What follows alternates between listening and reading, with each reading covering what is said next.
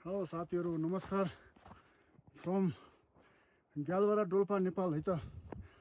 यो यार्चगुममा नेपालकै लोकप्रिय जडीबुटी यार्चगुममा, जहाँ कि हिमाली जिल्ला डोल्पामा पाइन्छ।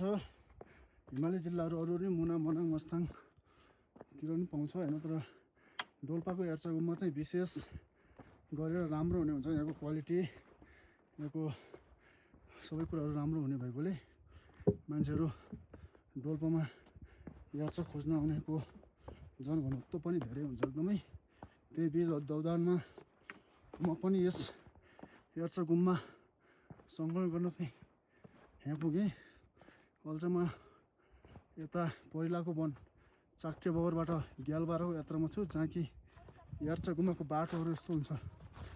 यार्चगुम्मा खोज्न जाने बाटोहरू यस्तो हुन्छ होइन। यार्चगुम्मा खोज्ने ठाउँमा चाहिँ पुगेको छैन।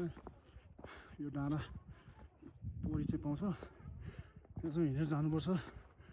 गाह्रो छ अवस्था। अझ गर्मी भएर ज्याकेट पछाडि झोलब्यागमा राखेको छु। के अरे आफूसँग हिँडेका साथीभाइ सबैले छोडिसके, आफू चाहिँ हिँड्न सकेको छैन।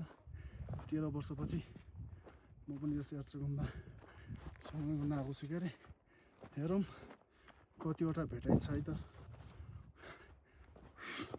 गाह्रो छ साथी हो।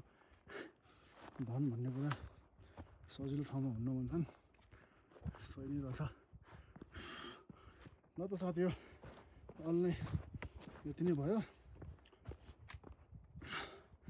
अरू चाहिँ आफ्नो यार्चगुममा बसेँ है त।